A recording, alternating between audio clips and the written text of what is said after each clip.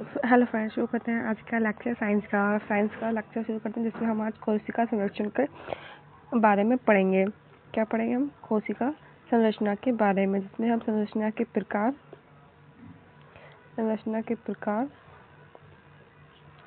विभाजन और कार्यों के बारे में वर्णन करेंगे। ठीक है।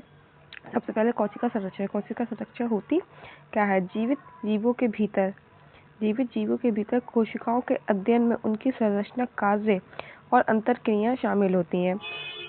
जीवित जीवों के भीतर, जैसे कि हम जीवित हैं या जो जानवर होते हैं, उनके अंदर जो कोशिकाएं होती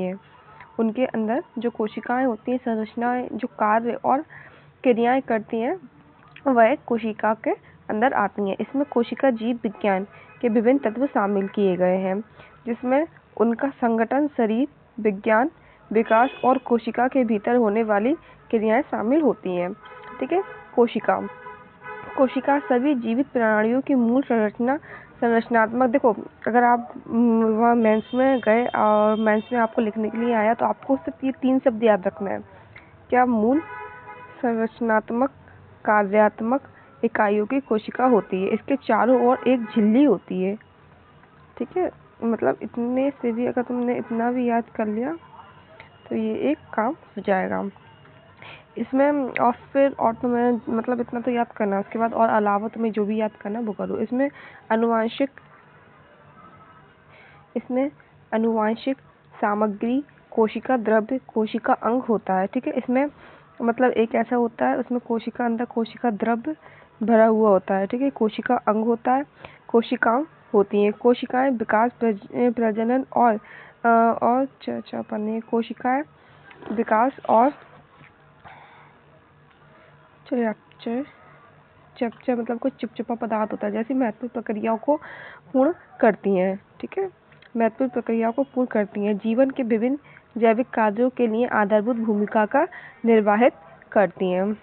अब कोशिका विज्ञान के बारे में पढ़ेंगे। कोशिका विज्ञान का इतिहास। कोशिका विज्ञान के बारे में किसने बताया, कब बताया, क्यों बताया, कैसे बताया, किसने देखा, ये वो फलाना दिखाना। अच्छा, एक चीज़ और बताती हूँ मैं। कोशिका जो मतलब बनने की क्रिया कैसे होती है। सबसे पहले एक कोशिका से दूसरी कोशिका अपने आप ही बनती है। ठीक है। और कोशिका कैसे बनती है? सबसे पहले कोशिका, उसके बाद उत्तक, ठीक है, उसके बाद अंगक, उसके बाद अंग। देखो, बहुत सी बुकों में जो मतलब आपके पास बुकी होंगी ना, उसके बाद उत्तक के बाद डायरेक्ट आपको अंग बता देंगे। तो उत्तक के बनने के बाद थोड़ा अंग बनता है, थोड़ा उत्तक थोड़ा अंग, तो उसको मिलकर जो रहता है ना, उसे बोलते हैं अंग। ठीक है। अंग। उसके बाद अंग बनता है, उसके बाद तंत्र बनता है और उसके बाद शरीर बनता है। ठीक है। तो ये चीज़ भी आप लोग याद रखना, इसको लिख लेना। कोशिका, उत्तक, अंग, फिर इसके बाद अंग, तंत्र, शरीर। आगे समझ में? चलो, फिर कोशिका के इतिहास के बारे में जान लेते हैं। कोशिका के इतिहास का विज्ञान कोशिका।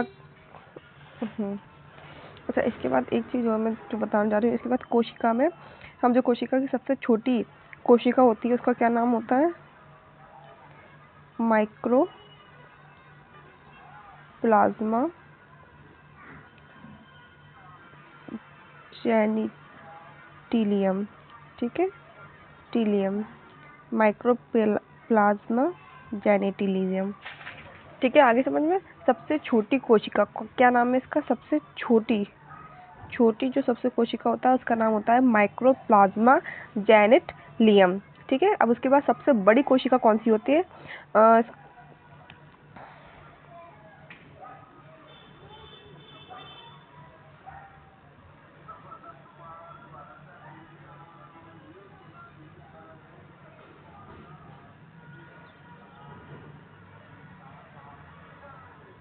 ठीक है।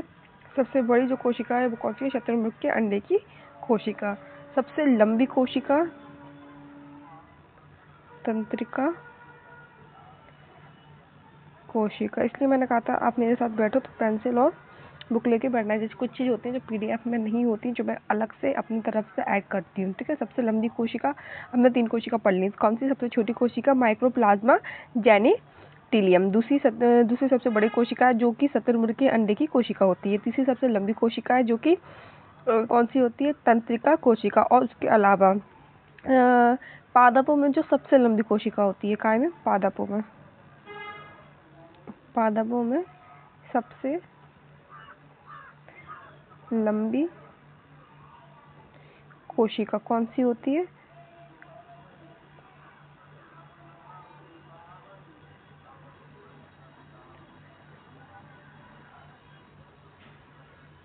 फाइबर, गांजा फाइबर और जूट फाइबर, ठीक है। गांजा फाइबर और जूट फाइबर। चलो अब आगे बढ़ते हैं, इसका इतिहास के बारे में जानते हैं। सबसे पहले कोशिका का जो विज्ञान है, कोशिका विज्ञान का प्रारंभिक चरण रॉबर्ट हुक, कौन है? रॉबर्ट हुक, ठीक है। रॉबर्ट हुक ने प्रारंभिक चरण में 1965 में अंग्रेजी वैज्ञानिक रॉबर्ट हुक की काल में सूक्ष्म जांच के साथ शुरू हुआ था। एक छोटी सी जांच के साथ शुरू हुआ था। 1955 में रॉबर्ट हुक प्रशासन माइक्रोग्राफी में कोशिका के भीतर विस्तृत चित्र शामिल है, जो कोशिका अवलोकन के शुरुआती कोणों में से एक है। देखो जो ये थे ना, कौन? Robert Hooke. इनकी एक चश्मे की दुकान थी। कब? आज से 1965 से पहले क्या काम करते थे ये? 1965 से पहले चश्मे का काम करते थे। तो इन्होंने एक सूक्ष्मदर्शी बनाया, एक लेंस बनाया। उन्होंने जब लेंस बनाया तो एक ये मान लो उनकी दुकान के सामने एक खिड़की थी। खिड़की के आगे एक खम्भा लगा था। खम्भे के ऊपर एक कौवा बैठा हुआ था, ठीक है। आगे इतनी बात समझ में, खम्भे के ऊपर एक कौवा बैठा हुआ था। तो उन्होंने जब सूक्ष्मदर्शी से उस कौवे को देखा ना, तो वो कौवा उनको थोड़ा पास में नजर आया। क्या हुआ? वो कौवा उनको थोड़ा पास में नजर आया। उसके बाद फिर उन्होंने मतलब उनके दिमाग का आइडिया चला कि ऐसा करते हैं, एक और लगा के देखते हैं। इसके एक लेंस तो है, इसके ऊपर एक लेंस और लगा के देखते हैं, शायद हो सकता है ये कौवा और पास नजर आए। तो बिल्कुल वैसा ही हुआ। जब उन्होंने एक लेंस के ऊपर एक लेंस और रखा तो उनको वहां से क्या हुआ? एक वो दिखा, कौवा, और पास में दिखा। फिर उन्होंने कहा ये तो गजब चीज़ है। फिर उन्होंने क्या करा? उन्होंने मतलब एक पेड़ होता है, उसका ऐसा ढक्कन होता है लकड़ी का, ऐसा, और उसका मुझे नाम याद नहीं आ रहा। तो उन्होंने उस पर सबसे पहले वो देखा ना, तो उसके ऊपर उन्हें बैक्टीरिया जैसे कुछ नज़र आए। एक छोटे से कीड़े नज़र आए। फिर उनका, ठीक है, फिर उन्होंने क्या करा था? फिर उन्होंने अपने मतलब इसमें उनको बैक्टीरिया नजर आया। इससे उन्होंने सबसे पहले अपने बैक्टीरिया की खोज की। विज्ञान में प्रारंभिक चरण 1965 में अंग्रेजी वैज्ञानिक रॉबर्ट हुक की कला की सूक्ष्म जांच के साथ शुरू हुआ था। 1965 में रॉबर्ट हुक नहीं है इनका नाम, रॉबर्ट होकर नहीं है, रॉबर्ट हुक है, ठीक है।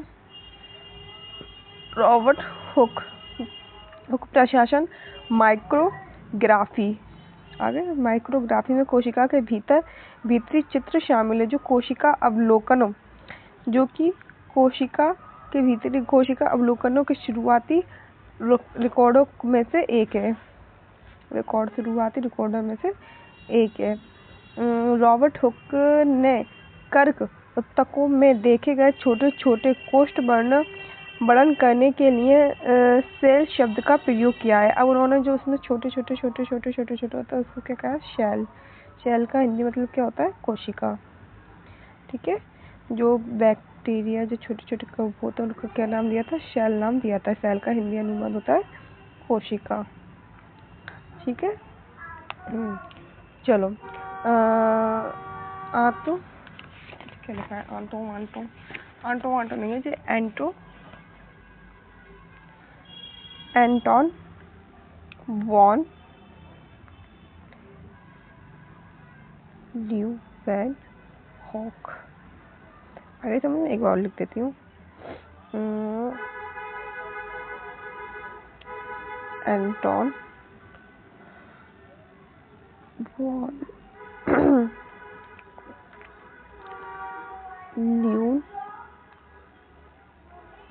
ल्यूवेनहॉक, ठीक है। ये नाम है एंटो वॉन ल्यूवेनहॉक। इन्होंने माइक्रोबायोलॉजी के जनक के रूप में जाना जाता है। किसे माइक्रोबायोलॉजी के रूप के जनक के रूप में जाना जाता है। उन्हें शक्तिशाली सूक्ष्मदर्शी के विकास और विभिन्न सूक्ष्म जीवों के सूक्ष्म अवलोकनों के लिए जाना जाता है। उन्होंने एक लेंस में, अच्छा वो मैं जो बताई थी ना रॉबर्ट हुक, वो ये नहीं थे, वो थे ये, ठीक है, मुझसे मिस्टेक हो गई, हो जाती है।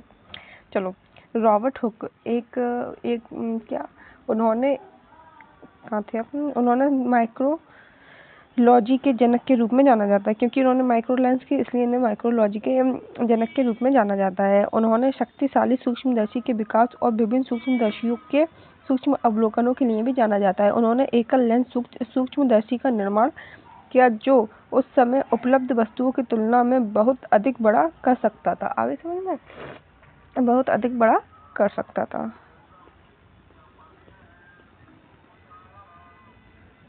चलो अब ना इसका चित्र बनाना सीखते हैं, ये वाला जो है ना जंतु कोशिका का और पादप कोशिका का। चलो तो देखो, जैसा जैसा मैं बनाऊंगी आपको वैसे वैसे बनाते जाना। सबसे पहले तो इसमें ऐसी एक संरचना बना देना है, ठीक है। फिर इसके अंदर एक गोल ऐसा बनाना है, आगे समझ में, एक छोटा सा गोला बनाना है, फिर ऐसे ऐसा पतला पतला पतला पतला बना देना है। इतना आगे समझ में। ये पेंसिल से बन नहीं रहा।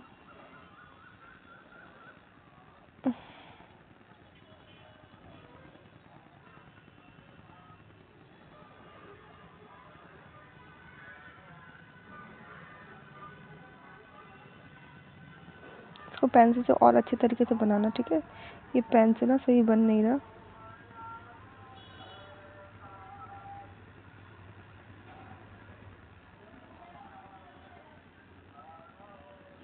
इसे छोटे छोटे से बना लेना, ठीक है।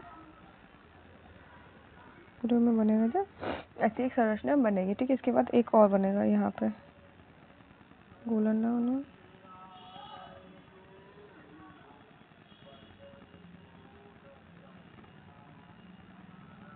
ये पूरा दीवार से चिपकेगा इसके, ठीक है, मतलब जो केंद्र इससे,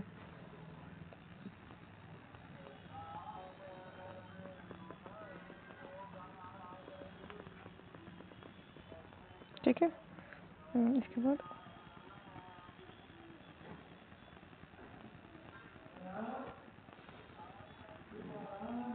जो मुड़े सीधी लाइन नहीं है,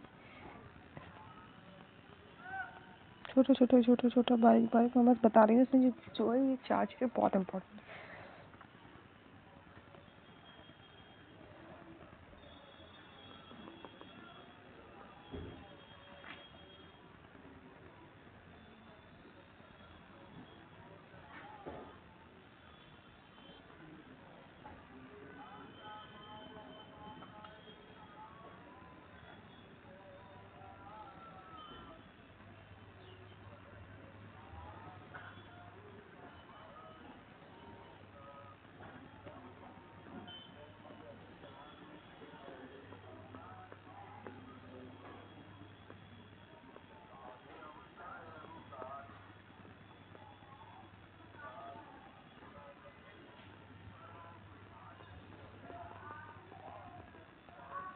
ठीक है, देखो।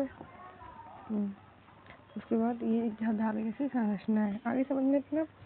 चलो इनका करते हैं नामकरण। सबसे पहले बात करते हैं कि जो ये जो इसको क्या कहते हैं, इसको कहते हैं, इसका नाम है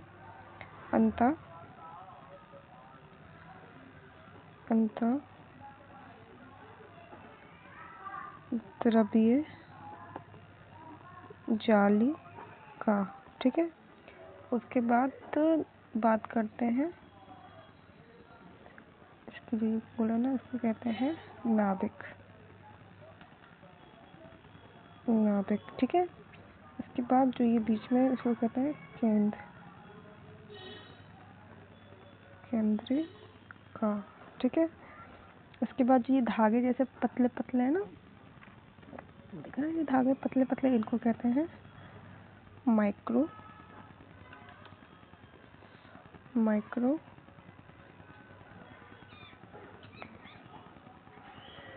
दादा बात कर दिया, माइक्रो कैंडिया। ठीक है। इसके बाद इसमें जो ये नीचे इन पे चिपके ना, अच्छा ये जो जो होते हैं ना, ये ना हमेशा नीचे ही लगे रहते हैं, वो कहते हैं।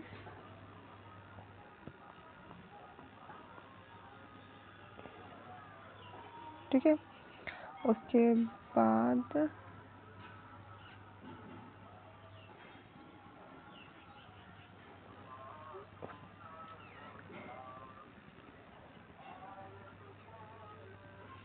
इसको कहते हैं माइक्रो कैंड्रिया। ठीक है। माइक्रो, इसको नहीं कहते माइक्रो कैंड्रिया, एक मिनट में बता दूँ। इसको कहते हैं माइक्रो कैंड्रिया। इसको कहते हैं अपन, इसको कहते हैं क्रोमेटीन। क्या कहते हैं? क्रोमेटीन। आगे समझ में। फिर क्रोमेटीन तक होगा।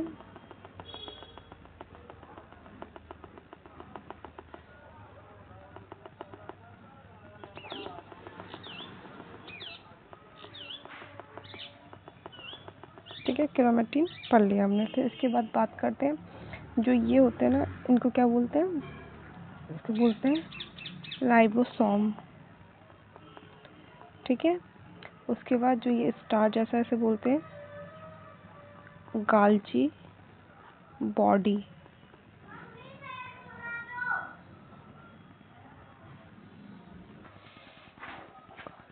गाल्जी बॉडी से इसका नाम आता है, इसको कहते हैं लाइसोसोम। ठीक है, लाइसोसोम। उसके बाद आती है कोशिका कला झिल्ली। इसको कहते हैं ऊपर वाले को कोशिका कला झिल्ली। ठीक है, झिल्ली, कोशिका कला झिल्ली हो गई। उसके बाद बात करते हैं कोशिका द्रव्य, जो इसके अंदर जो पतला पतला, मतलब इसके अंदर एक पानी जैसी संरचना होती है, इसके क्या बोलते हैं? कोशिका द्रव्य। ठीक है। और इसके अंदर भी एक जो ये है ना, इसके अंदर भी कुछ पानी जैसा पतला, उसको बोलते हैं, इसके अंदर भी कुछ पानी जैसा, इसको कहते हैं नाभिकीय द्रव्य। नाभिकीय द्रव्य। ठीक है, ये सब हो गया, इन सबको लिख लेना। उसके बाद बात करते हैं एक और की, तो उसके लिए अच्छा जो ये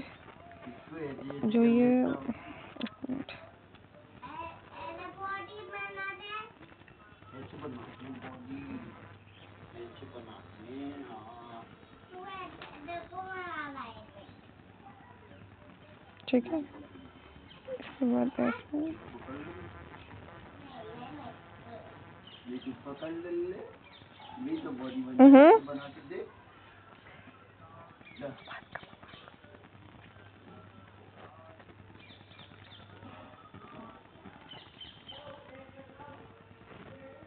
ठीक है। इसमें जो पहले बताया था, बाकी सब तो वो बनना है। इसके अलावा जो 3 चीज़ें बनना है, उसके अलावा एक चीज़, ठीक है, और एक चीज़, ठीक है। 3 चीज़ें बस अलग से बताना है। ठीक है। इसका नाम क्या है? इसका नाम है गोल्बी कार। इसका नाम है हरित लवक। ये पेड़ों की है। पहले जो हमने पढ़ा था वो था जंतु कोशिका का चित्र, ये पौध कोशिका का चित्र है, पादप कोशिका का चित्र है। ठीक है। इसके बाद यहाँ पे पढ़ेंगे हरित लवक। ठीक है। इसके बाद जो ये होती है, इसको बोलते हैं प्लाज्मा झिल्ली।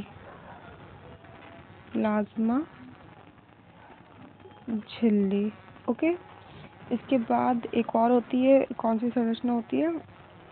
जो ये ऊपर की होती है, इसे बोलते हैं कोशिका भित्ति। कोशिका भित्ति। ठीक है। इसके बाद इसको बोलेंगे रक्त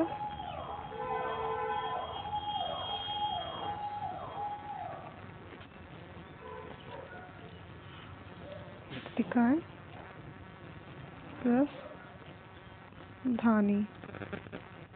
रसधानी। ठीक है, धनुष का रसधानी।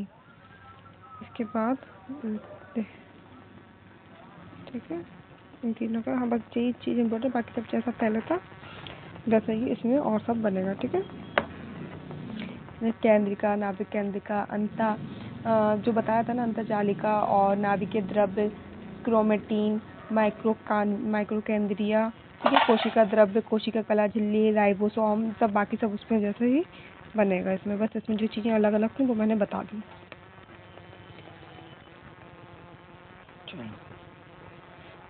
इसके बाद बात करते हैं कोशिका सिद्धांत का। कोशिका सिद्धांत दो जीव, कोशिका सिद्धांत दो, जो कोशिका सिद्धांत है वो दो जीव वैज्ञानिक थे, उन दोनों ने दिया था, जिसका नाम था स्लाइडेन और दूसरे वैज्ञानिक थे स्वान। ठीक है, इन दो जीव विज्ञानों ने कोशिका सिद्धांत दिया था। उन्होंने 1838 से 1839 द्वारा प्रस्तुत किया गया था। ठीक है, कोशिका सिद्धांत को तरल सभी पदार्थ और जंतु कोशिकाओं से बने होते हैं। जो कोशिका सिद्धांत है इसमें बताया गया है जो कोशिका पादप और जंतु कोशिकाओं सभी पादप, जो भी सभी पेड़ पौधों में जो भी कोशिका से सभी पादप कोशिकाएं और जंतु कोशिकाओं के बने होते हैं, और कोशिका जीवन की मूल इकाई होती है। कोशिका जो होती है वो जीवन की मूल इकाई है। इन्होंने ये सिद्धांत दिया था, दो वैज्ञानिकों ने क्या दिया था। ठीक है, तो ये सिद्धांत इन्होंने दिया था। इसके बाद कोशिका के जो कोशिका के अंदर जो उपस्थिति द्रव होता है ना, वही कोशिका के अंदर उपस्थिति पारभासी द्रव, क्या कोशिका के अंदर उपस्थित पारभासी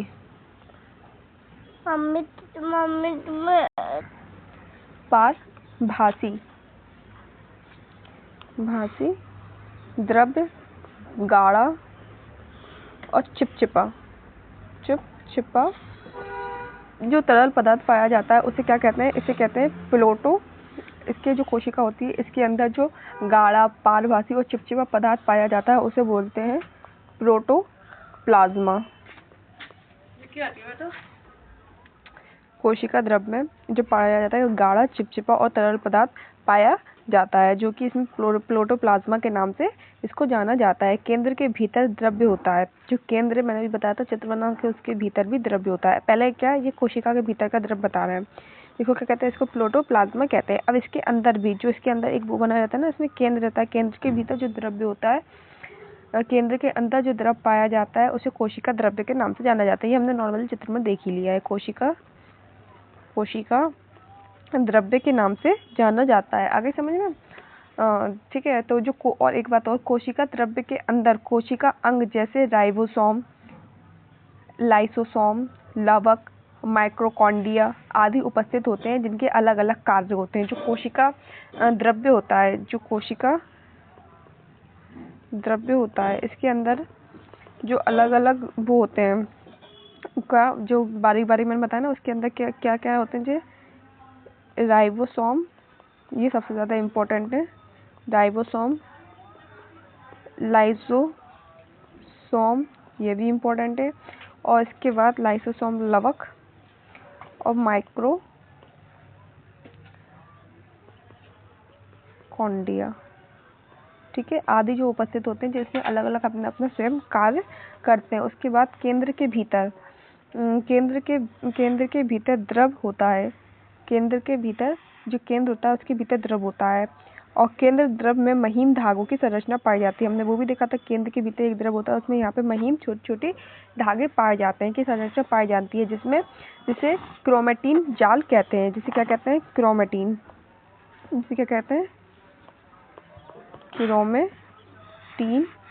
जाल कहा जाता है। ओके, चलो तो आज के लिए बस इतना, फिर आगे की क्लास में पढ़ेंगे। Okay, bye bye.